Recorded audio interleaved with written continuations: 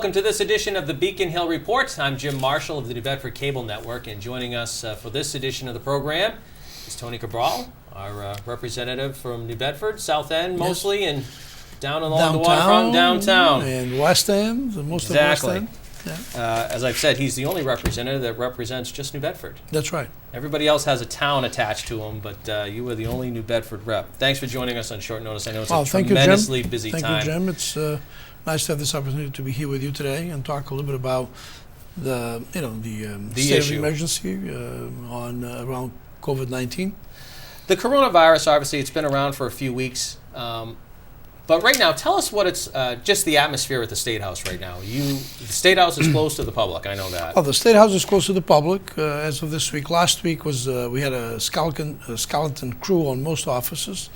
This week we're doing remote, for the exception of a couple of offices, like Ways and Means still has a skeleton crew, the Speaker's office, and a few other offices, because we have a committee that was put together just to work on this, almost like a command center, if you will, but that's not legislative, from a legislative perspective. Right. See what we can do and how can we expedite any piece of legislation that might come forward, both by a particular member or by the governor. As you know, the governor's filed a number of pieces of legislation. So we've been working. My staff in particular has been remote this week. Last week they were on skeleton crew, but we are available by email, by phone. So if anyone needs to reach us, they can reach us anytime. We are very active, keeping track of all the new developments around the issue, and informing people through posting on my Facebook. They can go to Rep. Antonio F. Cabral or to just Tony Cabral page. We constantly posting the latest that we get. The State House is, compared to what normally the State House is, right? It's a pretty active place. It's one of the buildings that's the most visited building in the state, from tourists and from the general public, from school kids that do field trips. All of that has come to a halt. So it's a pretty quiet place, and that's the way it should be. I think closing the State House to the public was a good decision. Do you think that? Let me preface before I ask you that question. You've served, if I'm not mistaken, you are the dean of the delegation in the House, yes, serving the longest. Nothing like this has ever occurred during your tenure. Nothing like this. This is really uncharted waters. I think this is. It's just seeing all the pieces that this can impact. It's pretty scary, really, when you think about it. From employment to small businesses to health itself, the whole health system in the state. Thank God we have one of the best health systems and the best hospitals in the country. So I believe what's being put in place by both those individual institutions and by the state government, the Department of Public Health, has been right on top of every issue. They've done an excellent job in setting up all the protocols and in keeping the people of the Commonwealth informed, keeping the legislators informed, state employees and the general public. Yesterday we had a conference call for all members of the House and Senate as well, just specifically talking to Secretary Mary Lusadas. She's the commander, if you will, of the task force that the governor put together, going through all the protocols, all the information that they have available. And of course, there was a lot of questions around testing. When should you be testing? How many kits are available? Right. And that's changing by the day. It's getting more available. And I think people just please stay tuned, and we'll get through this hopefully soon. Do you think, based on your experience, and again, this is something new, and you guys in a sense really are learning, and you and your staff are learning as you go, was the state technologically ready for this, as everybody's working from home and the different aspects of... Well, we've been moving in that direction for quite some time now, in terms to give access from outside of the building, access into working remotely if you need to. But this has sort of really changed that dynamic. Yeah. LIS. Because I was going to say the state house has been closed before for a short time, snowstorms and the like. Right. But this is longer term. This is longer term. Right. We don't know when this is going to change. Yeah. But LIS, which is the the IT organization for the state and in particular for the legislature, they've been working really overtime, if you will, to try to put in place whatever was not there yet. Yeah. And right now, I think it's working very well. There are still some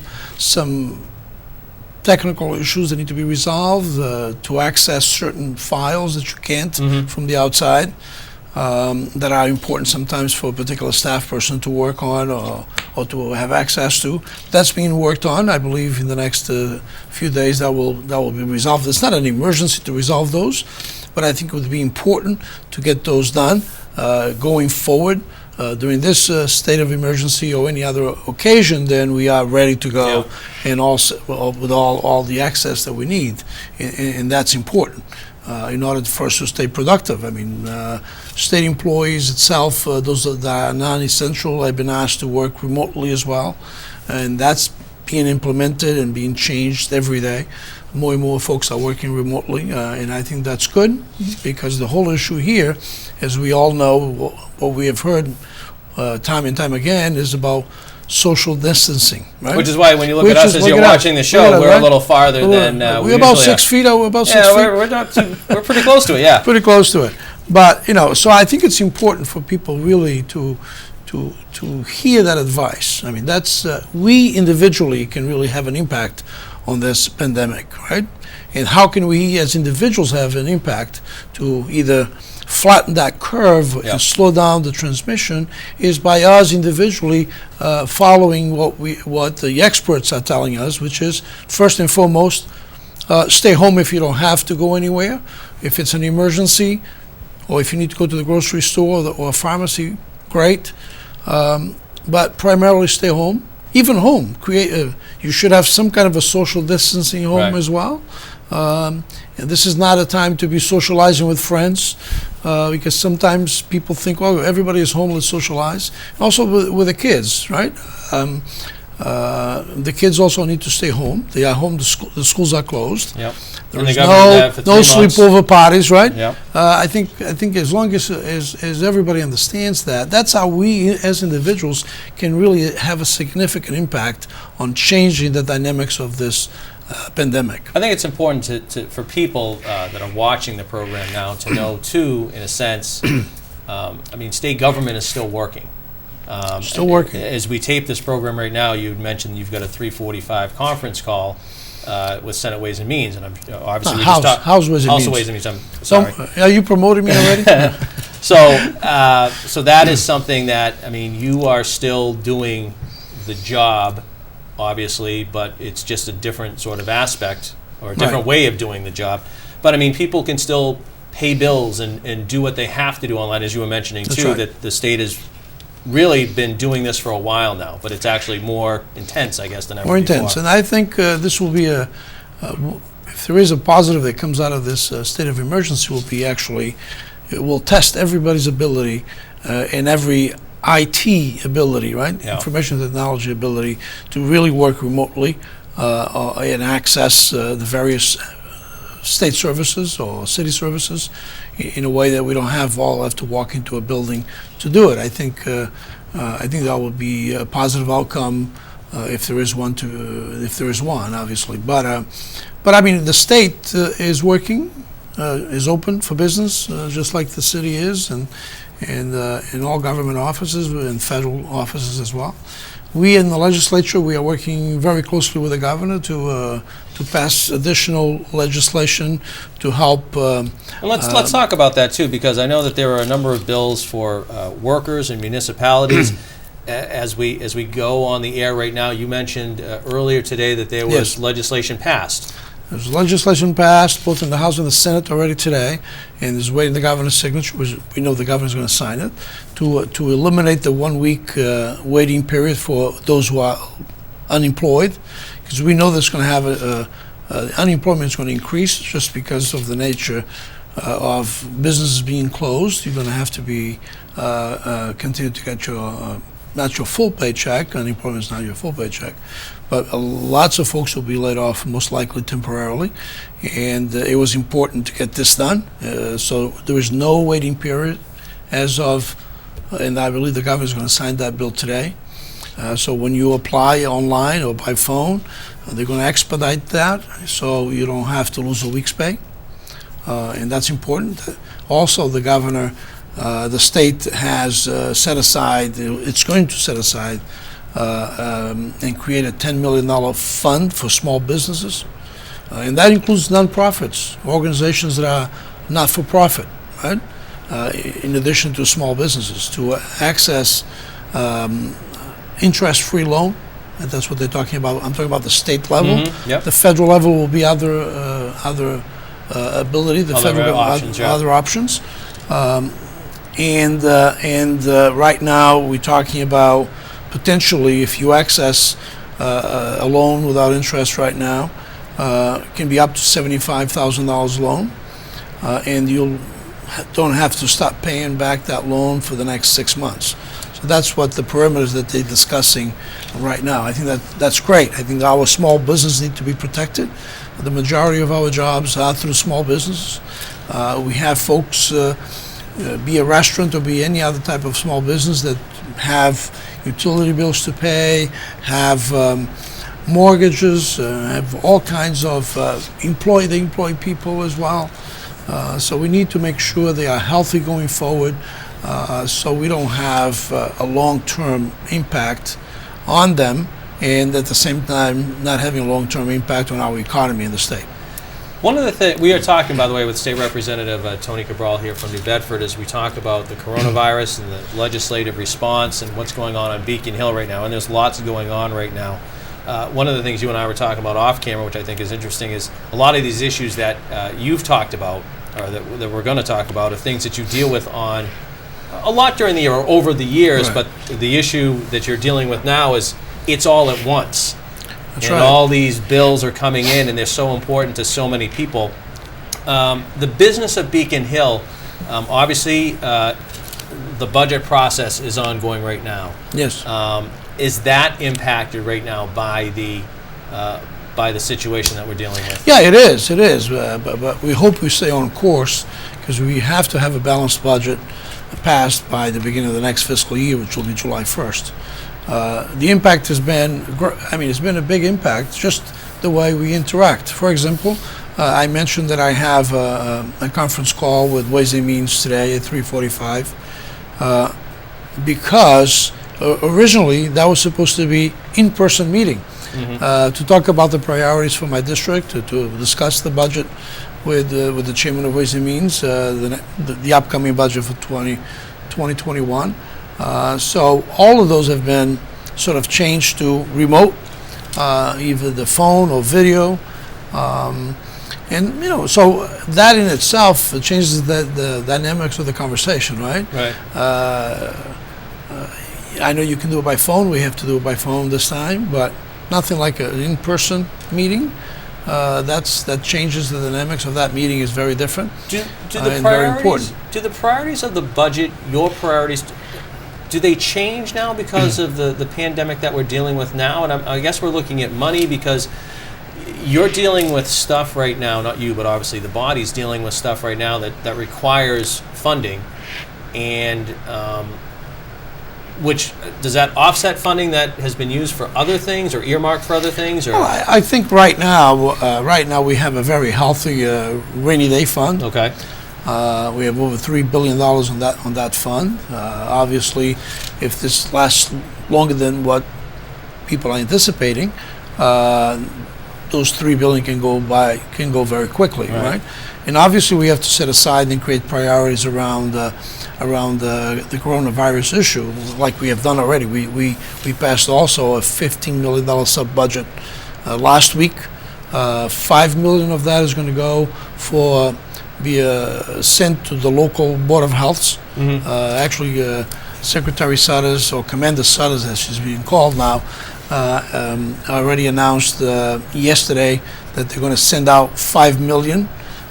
So that'll go to begin like, with. so New Bedford's New Board of Health Bedford, will yeah, get a portion. Right. Well, initially, a small well, amount, yeah. well, they're going to get the first they're going to do what's called an emergency disbursement, Yeah. which is they're calling it a small form in which the city or town just fills out a small a form with some basic information, and they will immediately get for cities like New Bedford get $100,000 immediately to the Board of Health, and then there will be a second procurement process, a second opportunity then for the city to the city and towns, in this case, I'm talking about New Bedford, for example, they will have an opportunity to submit a long form, if you will, Yeah. In which they will put all the needs and all the expenses that has been associated with the coronavirus, retroactive to February 1st, by the way. Okay.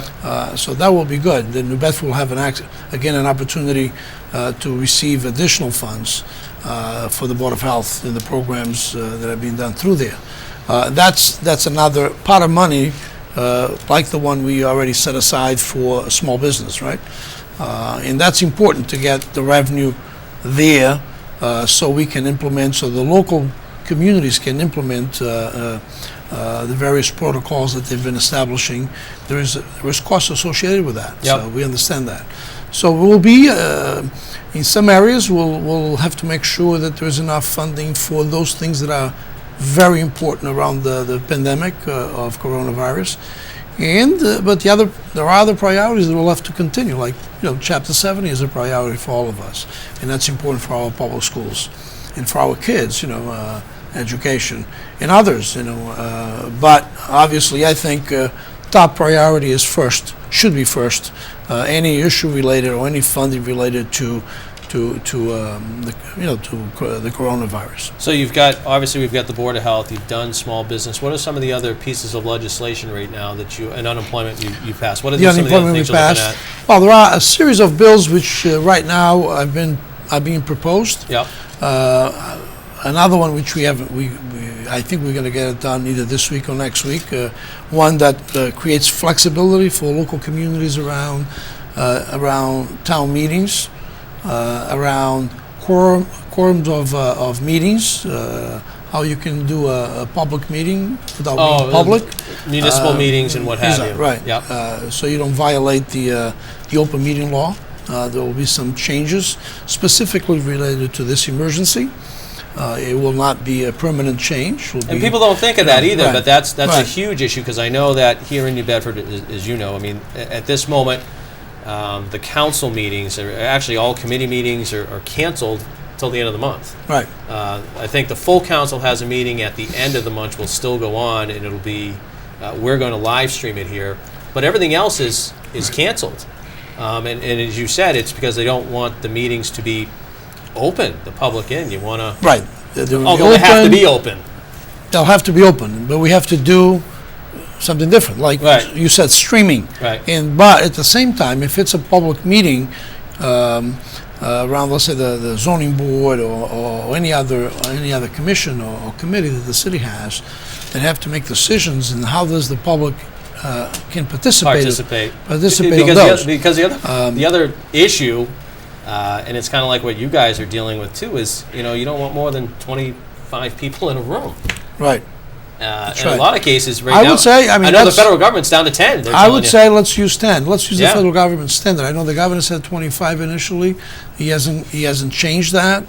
But I personally, I am proceeding with 10. Yeah. It's why I'm encouraging people that we should use the number 10 that the federal Right. put out as a better approach. I think 25 people, if you have to have it, fine. But I think what's important here is several things around public meetings or meetings of local towns Correct, yeah. and cities are important to continue in order for government to be operating and open.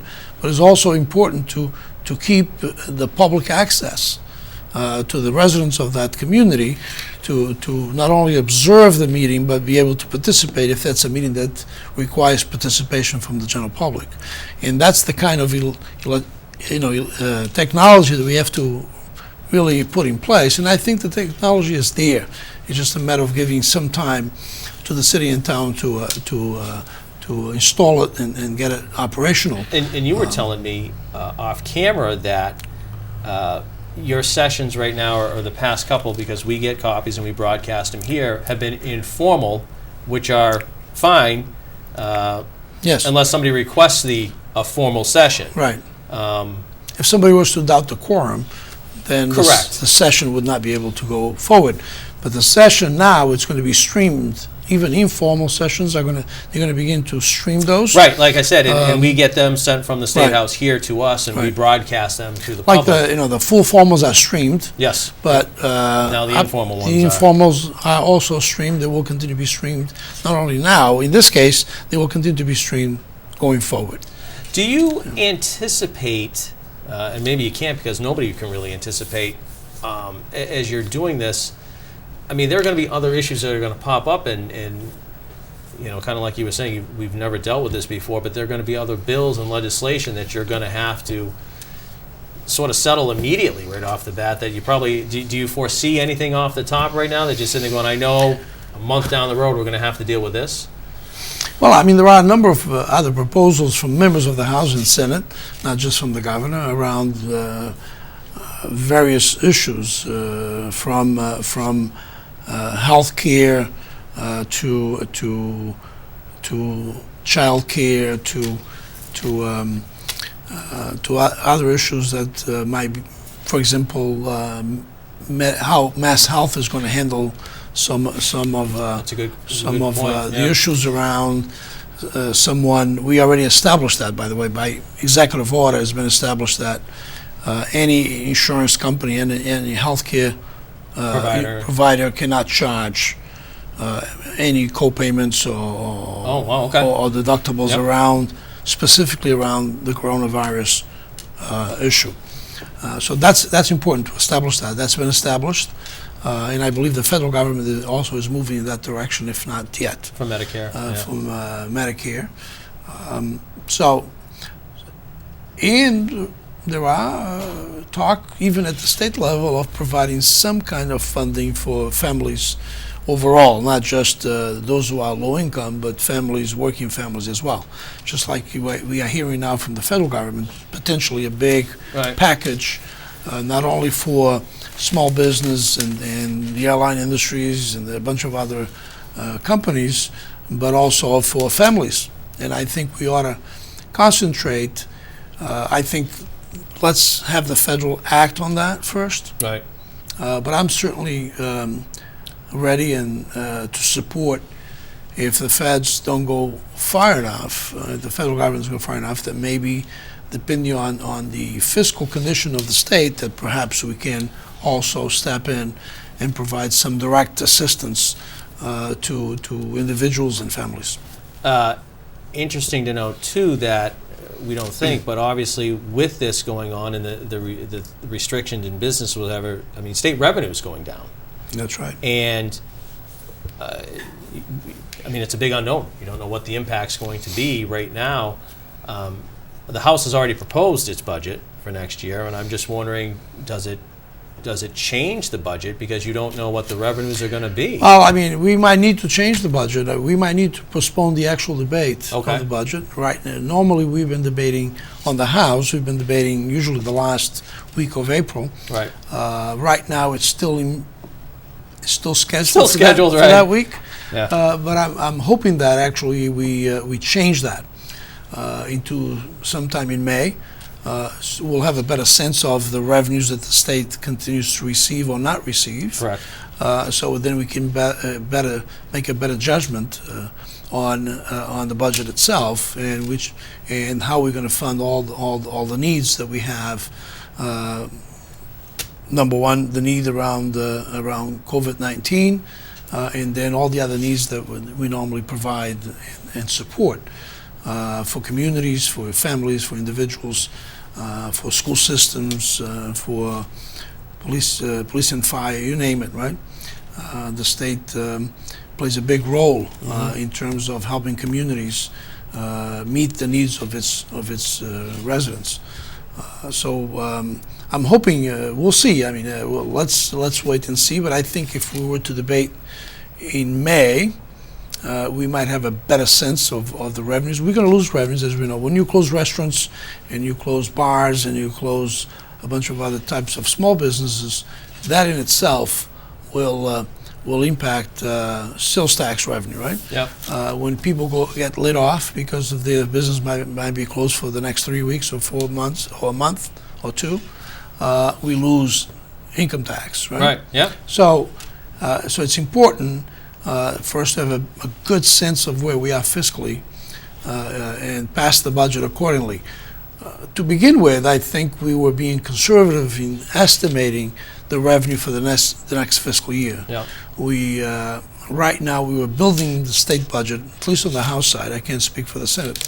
We're building the budget around an increase of 2.6 growth Right. in revenue. Yeah.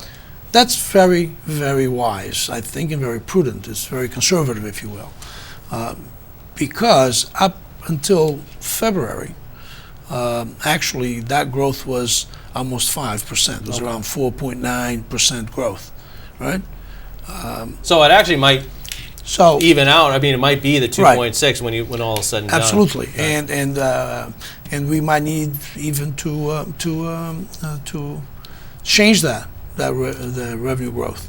I know we've got a couple minutes left here, but I wanted to ask one thing. As you're looking at this situation now, and obviously you're looking, and I'm just thinking of the Department of Health right now, and how they're dealing with it, and by all indications, the state is doing well with what they have, the tools they have.